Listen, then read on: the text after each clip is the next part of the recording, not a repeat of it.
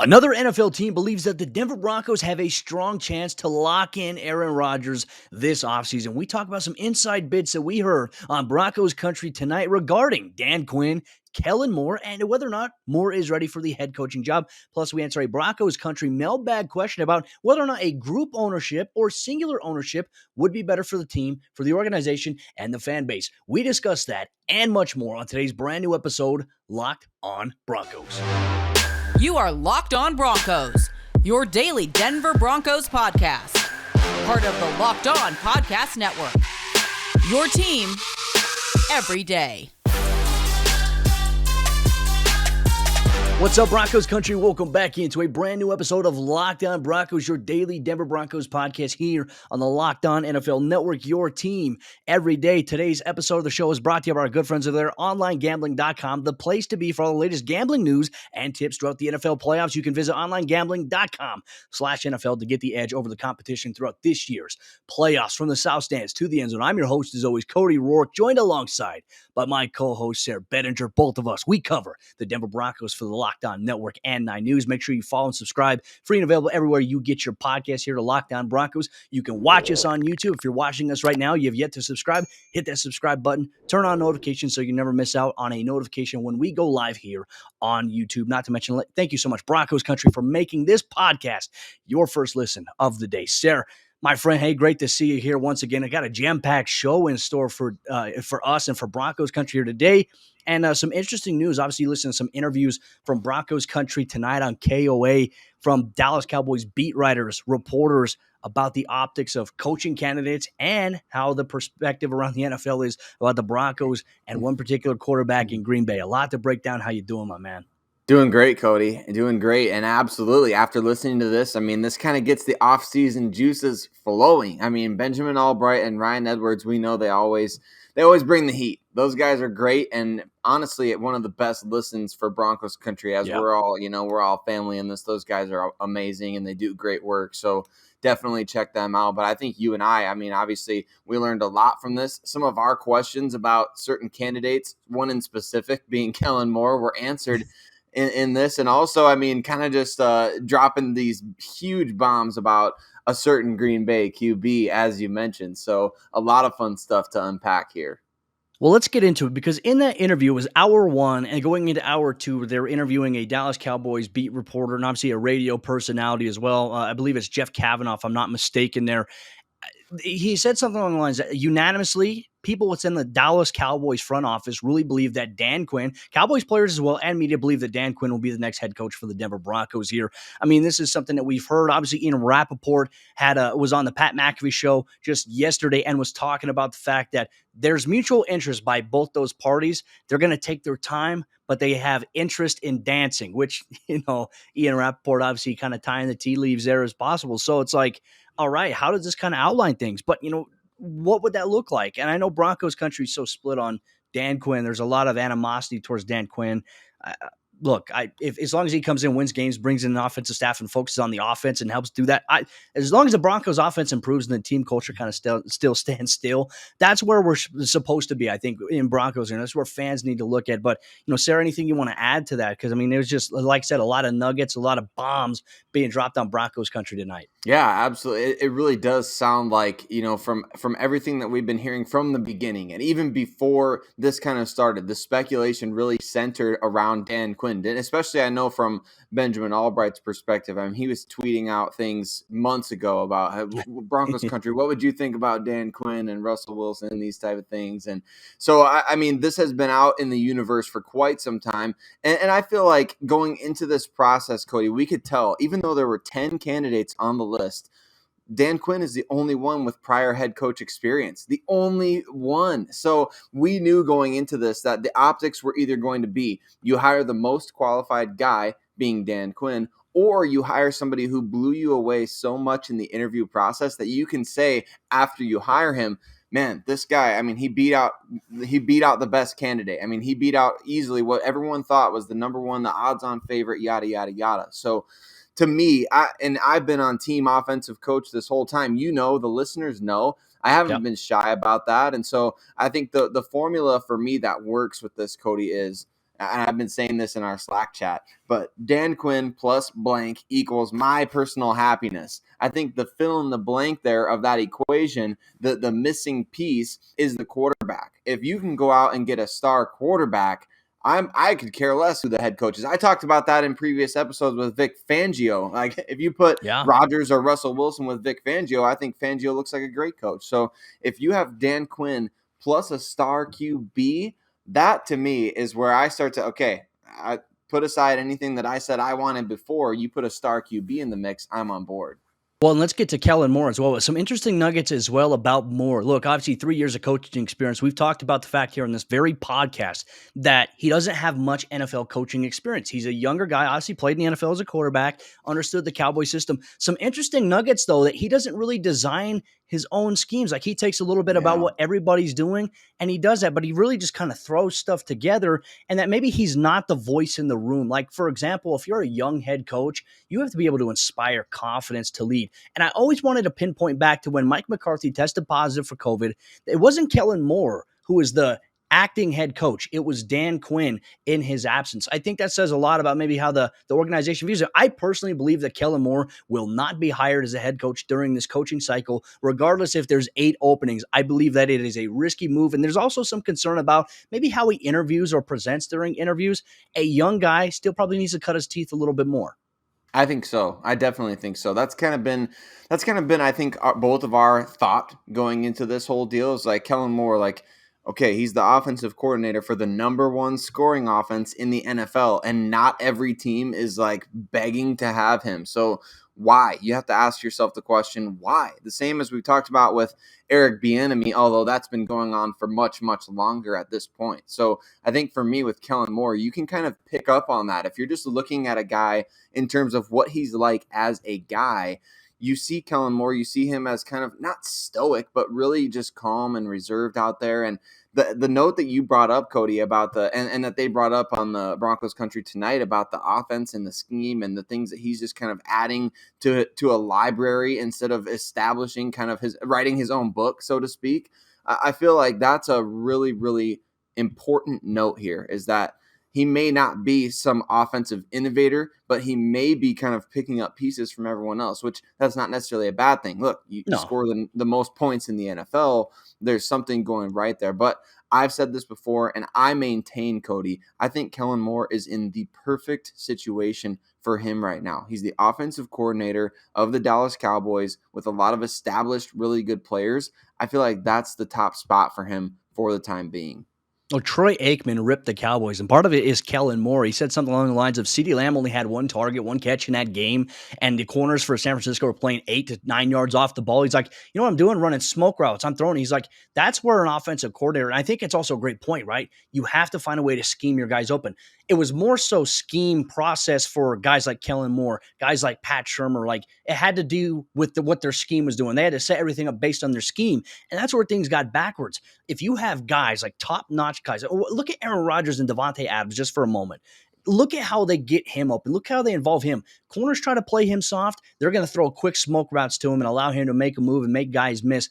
There is no creativity, I think, in that sense, what we saw from the Broncos offense. I'd be skeptical handing the keys over to Kellen Moore. And look, Cowboys fans have now turned on Kellen Moore, considering what happened in their playoff game. I mean, the NFL is so weird in that regard. And ladies and gentlemen, still, we're going to come up here in just a moment. We're going to talk about the optics about the Broncos maybe landing Aaron Rodgers based on the perspective around some other NFL teams' views. We're going to talk about what that means coming up here in just a moment, plus some roster moves that the Broncos have made so far in this week that haven't been talked about. You get that here coming up in just a moment. But before we do that, let me tell you about the sponsor of today's episode, Lockdown Broncos. And that's our good friends over there at Online Gambling. And this week, Online Gambling has me setting the challenge of who I believe is going to have the upset win of the week in the divisional round.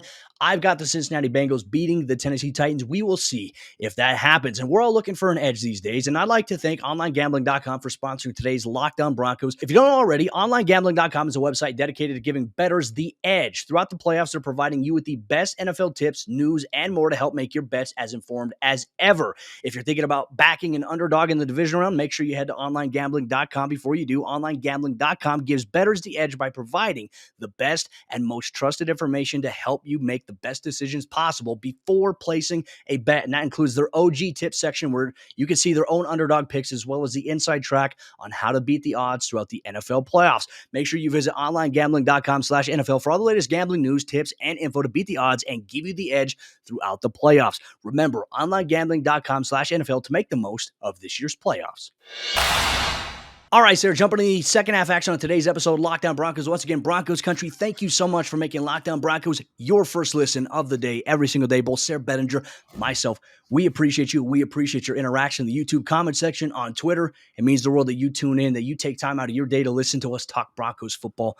We appreciate you. Kind of continuing off on our previous conversation here, the optics around the NFL. Some teams have a belief that the Denver Broncos will land Aaron Rodgers. This is something that also came from Broncos Country tonight. Look, I think there is that belief, right? You know, thing with Rodgers, I think that's been so hard to read from people is that when he appears on shows like the Pat McAfee show, he's just so open, but he doesn't really talk too much about his future. And in press conferences, he talks about the fact that, you know, hey, maybe I could stay, maybe I won't stay. Like, who knows? Maybe I'll retire. I mean, there's all these possibilities here, but widely, the belief is held that he'll end up in Denver. Yeah, and that's exciting, right? For Broncos Country, you got to be pumped about that. And on one hand, I'm kind of one of those people, Cody. I'm not a superstitious person, but like you know, Michael Scott says on The Office, I am a little stitious. I don't like being the first team that everybody talks about in regards to like, oh yeah, this is the early favorite to land this big time star player. I don't necessarily like being the first team that everyone talks about of like, oh yeah, you know, early in the process, because why? Well, because a lot of times you see that the early favorite to land a certain guy or certain player or whatever ends up not being the team that gets them. I mean, it's not always the most obvious route that everything goes. So on the one hand, I smashed the pause button on that a little bit. On the other hand, look, it's January 19th. We've been hearing about Aaron Rodgers wanting to be a Denver Bronco and people thinking that he would go to the Denver Broncos at some point for what, 8 months now, 9 months at this point. So I feel like where there's smoke, there's bound to be at least a little bit of fire. And I think the earlier Aaron Rodgers is bounced from the playoffs, the better for Broncos fans. Unfortunately, I just don't know when that's going to happen. You know, I mean, we talk about the 49ers kind of being a little bit of a dark horse team. So we'll see what they can do this week. I don't know how much you feel like that plays into it, Cody, but for me personally, looking at this from the outside, I kind of see, okay, the quicker Rodgers and the Packers get eliminated from the playoffs, the more he's going to remember, okay, yeah, this is kind of where I was at. Right now, they're riding they're the number one seed in the entire NFL. They have the best record in the league. They're probably favorites to represent the NFC in the Super Bowl. And if they go there and they win the Super Bowl, I would almost feel like it's more likely that he retires than changes teams. If he gets bounced from the playoffs, I could see the Broncos as a legit option. So Broncos fans are hoping the 49ers win this weekend. That's what everyone's kind of banking on. You know, I think the thing with Rodgers, with quarterback too, you know, you got the fan base here. They want a chance to win a Super Bowl. But then, you know, you've also have fans that are like, oh, we want a young guy that we could develop and be the guy for the next 10, 15 years. I get that. But if you have an option to win Super Bowls and maybe like, look, Rodgers, in my opinion, if he still wants to play, I think he can still play some really good football for the next 5 to 7 years of his career. I think he has that remaining. I mean, look at what Tom Brady's doing. I mean, Tom Brady's eating avocado ice cream and is still just absolutely manhandling opposing NFL teams. When Ben Roethlisberger looks like he can barely move on the field, and he's retiring here at 39. So, you know, I think this conversation will always be something that's probably going to be tied to this offseason. We're going to wait and see. Now, an interesting note as well, you know, trades. There was a talk, I saw you going on Twitter. There's always an element where maybe trades could be agreed upon, but nothing gets leaked out because it could change everything and obviously provide a, you know, shifting of intel. Who knows? But like I said, I think you're right. Look, if the Packers go on to win the Super Bowl, I think the chances of Rodgers leaving Green Bay or retiring, I think those increase significantly versus him going elsewhere. If they lose, I could see him bouncing because look, they made it to the NFC Championship. They should have been in the Super Bowl last year, but they had letdowns on the defensive side of the ball. They decided to play it safe and play hyper conservative against the Bucs, and it came back to bite them in the tail in that game. So I think there's this hunger. He wants to go out there and win. He's just so laid back, his personality. Would love to see him in Denver, but you know what? If not, the Broncos will look at another guy as well who appeared on the Manningcast and didn't, you know, he had it in his contract there in his appearance that they're not going to talk about his future. So we'll see how things go here. I just think that the writing's on the wall. The Broncos are going to be in on everything, like George Payton said. And I think it's something that Broncos fans need to kind of take interest in because it's coming up. Like things are going to escalate. It's like you said, January 19th. Free agency is literally in 2 months. So things are going to get wild, folks. Buckle up. Hold on for the ride. It's going to be fun here. Lockdown Broncos. But, Sayre, I want to get into some other roster moves here that the Broncos have made this week. Now, obviously, at the end of the season, once you get to the playoffs, practice squad contracts do expire, and the Broncos had 6 contracts expire. Safety Clinton Dix, who got picked up and obviously appeared in that last game against the Kansas City Chiefs. Duke Dawson, though, a surprise one there, and I'll talk about that a little bit more. Our guy, roster man, Rogesterman Ferris, wide receiver Rico Gafford, Anthony Gordon, quarterback, offensive guard Tristan Hoge, defensive tackle Akeem Spence, and tight end Caleb Wilson. Their contracts all expired.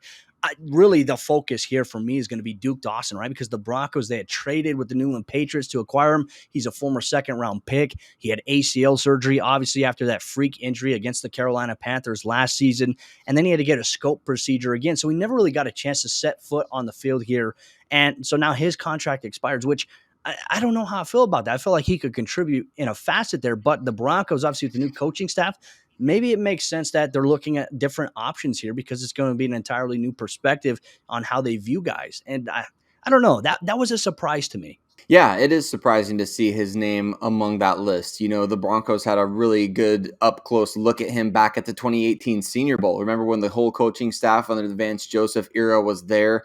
I feel like maybe the Broncos scouting department at the time really favored Duke Dawson, and that was why they made that trade. I don't think necessarily they traded him to be in Fangio's scheme. So that's a primary reason to me why it's surprising that he's out. But one move that I forgot to put on our show notes, Cody, that I think people will be interested to know that may not even know about this is that he's saying Bassie was claimed by the Broncos off waivers. He's back. So Bassie is back, baby. He'll be on the 90-man roster, I believe, right after the Super Bowl is over. So, and he's not the only one that they've claimed off waivers recently. I don't know how you feel about this, Cody. Sam Martin, I believe he got some All-Pro love and some votes for that. So the Broncos going out and picking up a punter off of waivers is a fascinating move for me. Yeah, from the Pittsburgh Steelers, look, they had to have Corliss Waitman kind of step in. Their punter that absolutely just boomed it against Denver and boomed it all season long. Was dealing with a family tragedy and had to step away for a little bit. Obviously, he lost his father, very unfortunate there for him. So they had to bring on Corliss Waitman in order to kind of fill that void there. Now, interesting enough, he only appeared in 2 games for the Steelers this year, okay? And the thing that kind of stands out to me, his average was 52.1 yards per punt in 2 games, right? Small sample size, but his longest punt was 63 yards, and he boomed it. I mean, there was a time where he was in his own end zone, and he just boomed it downfield there. Maybe the Broncos bring him in. Maybe there's going to be some training camp punter competition between the veteran guy and the young guy. Like I said, I thought Sam Martin actually did pretty well for the Broncos. He had, I believe it was 2 or 3 shanks in the season, which, look, you want to minimize that, but for the most part, I felt like when the Broncos needed him to flip field position, he did a pretty good job. So maybe they're going to bring in some competition here, and who knows who the next special teams coordinator is going to be. As of right now, to my understanding, assistant special teams coach Chris Gould is still on the staff, and he's been a mainstay since the Super Bowl 50 days. So we'll see what happens. Maybe he gets promoted internally. They bring in another assistant guy to help. We'll have to see about that. Broncos Country coming up here in just a moment. We received a great question from a member in Broncos Country, our good friend Elsa, who asked a question about the Broncos ownership situation and whether or not a group ownership or single ownership would be best. We're going to answer that and share our thoughts coming up here in just a moment. But before we do that, let me tell you about the other sponsor, today's episode, Lockdown Broncos. That's our good friends at TurboTax. And ladies and gentlemen, people think unusual circumstances mean complicated taxes, but for TurboTax Live experts, that's what makes things interesting. Maybe you inherited a condo and are renting it out, or maybe you're getting paid in crypto and aren't sure how it's taxed. For TurboTax Live experts, an interest in life can mean an even greater refund. And luckily, TurboTax Live can match you with the right expert who has the experience in your unique situation and can answer all of your tax questions right from your phone or your computer. And they can even take care of the whole filing process for you. Whether you launched your own startup or are working multiple jobs and juggling multiple incomes, an experienced TurboTax Live expert can help you during the entire filing process or do your taxes for you from start to finish to get you the tax deductions that you deserve. Visit TurboTax.com to learn more. You do your thing. They've got your taxes. Into it. TurboTax Live. All right, sir, as we jump into the fourth quarter action on today's episode, Locked On Broncos here with Broncos Country. We have it covered all season long, all year long, even when the offseason is going on. Sayre, Bedinger, and myself, we try to bring the heat here, covering all things Denver Broncos for you, the avid listeners across Broncos Country. One of the mailbag questions we received earlier on this week, and I think it's good that we can kind of make some topics out of these because I think it's important rather than dedicating like 2 minutes to an answer. This was a great question we received from our good friend Elsa on Twitter. She had asked the question, what is the benefit of a group owning the Broncos versus a singular person owning the Denver Broncos? I think when you look at it, there are a lot of pros and cons to be decided here, Sayre. The biggest thing for me, I think, when we look at it, it has to be decision making. Now, in a group setting, usually it has to be kind of a majority votes that, like, if you have an ownership group and you're pondering a major decision, whether it be something along the lines of changing ticket prices, whatever it may be, concessions, or firing a coach or something like that, like a head coach, making these personnel-based decisions from the top level, it comes from that kind of group collaboration there. So if there's an ownership group, they would meet in a conference and they would have to, I think, have a majority vote in order for these major decisions to happen. Whereas if you have a singular owner, that person has the ultimate say at the end of the day. If they don't like a guy and they want to fire him, they can do that if they want to without answering to anybody. And I think that's where, if the Broncos have a singular owner that has no ties to football, Sayre, I think that's where I really get concerned. If you just have somebody who has really deep pockets, a lot of money, but doesn't really have any football experience or doesn't really care about the game, isn't as invested in the game as what we saw with Pat Bowlen, I would be very concerned with the future outlook of the organization. I really would. And I really hope that a group ownership process plays out unless Brittany Bowlen does become the single owner, which I would really love to see. I think she's done an amazing job within the organization, but obviously with the team potentially being up for sale, nothing official yet, it is a concern. It is. It is definitely a concern. And I think this is the warning that we've been putting out there from the beginning. You get somebody in there with deep pockets and no accountability. I mean, I can't think. I'm trying to think off the top of my head, Cody, even outside of sports, when is the last time it was a really great idea for somebody who doesn't have to be accountable to anybody, who answers to nobody, with an unlimited amount of money?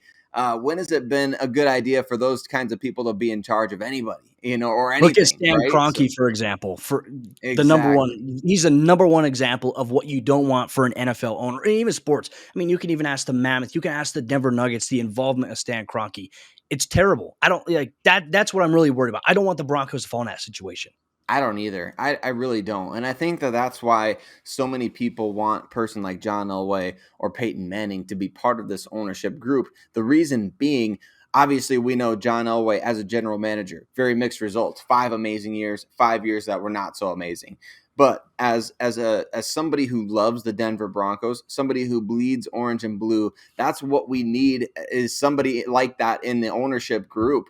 Not to just be biased about everything, but at the same time, that's what Pat Bowlen brought to the table. When he bought the Denver Broncos, he poured his heart and soul into the team. He loved the team. He was passionate about the team. He was a fan of the team. I think about like a guy like Mark Cuban, and I don't know necessarily what it's like to work for Mark Cuban, but man, it's awesome to see from just a sports fan perspective. It's awesome to see the owner of the team just wearing a team t-shirt and being out there on the sidelines and being with the fans and watching with the fans and wanting what's best for the team at all times and making decisions in that way instead of what's going to make us the most money, or what's going to make me look good to the media or to the fan, or what's gonna prop me up in this. How can I get attention? How can I draw attention to myself? You don't want an owner like that, in my opinion. And you certainly don't want an owner that thinks he is right or she is right about every single thing. You have to have, you can't have somebody with a one-track mind. You have to be collaborative in anything anymore these days. And so I think for me, just as we're looking for leadership traits in a head coach, I feel like you want to find leadership traits in an owner. And not that you can necessarily go about it at the same process, but I mean, humility is such an important trait.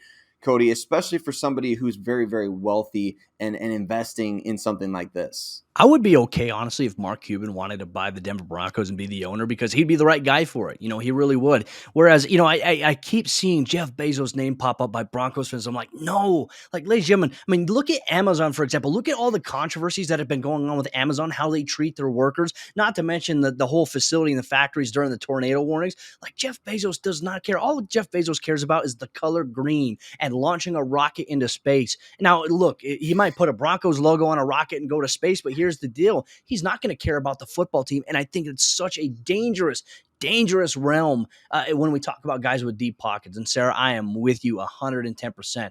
I want what's best for this Broncos team. Because look, growing up, I'll admit, growing up, I was a Broncos fan. I was raised as a Broncos fan. I love the way that Pat Bowlen made decisions. And I always go back to the key moment too. The owner also makes the tough decisions that hurts his heart personally. And his biggest moment that hurt his heart as the owner of the Denver Broncos was having to fire Mike Shanahan, who he loved and valued very much, because the team, they were underperforming. They went with the risk of going with Jake Cutler while Jake Plummer still had the team with a winning record. Unfortunately, it didn't work out. I was devastated the day that Mike Shanahan got fired. I remember being, I was in 8th grade. I cried during the press conference. I was like, man, it's just so sad.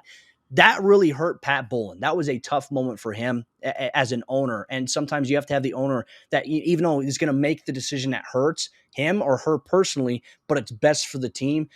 Money clouds that. And one thing I can say Pat Bowlen never let cloud his judgment as an owner was money. He wanted what was best for the football team, and that needs to be a criteria. And whoever the next owner is, whether it's a singular owner or a group, there has to be a majority consensus approval by other NFL owners. 24 votes have to happen for that to be possible. So we'll see what happens. But man, I am worried. I would say that this situation has kept me up thinking at night. Sadly enough, like, it's weird. Like, it's 2 o'clock in the morning. I wake up and I'm like, oh man, what's going to go on with the Broncos ownership situation? It sounds really weird when I say it out loud, but that's happened to me sometimes. And I think that this is something that Broncos fans need to absolutely think about, because it can change the trajectory of your fandom. I mean, in a big way, if the wrong person gets put into that seat. So a lot to talk about. And obviously, Broncos Country will have you covered. If anything changes with that situation, we'll have you updated here in the Lockdown Broncos podcast. Just to say thank you, ladies and gentlemen, Broncos Country, for tuning in to another episode of Lockdown Broncos here, free and available everywhere you get your podcasts, and also here on YouTube if you want to watch us on your TV, your smartphone, or your computer. We appreciate it. Hit that subscribe button, turn on notifications so you never miss out on all the action. With that said, Sayre, Bedinger, and myself, we'll see you tomorrow for a brand new episode, Locked on Broncos.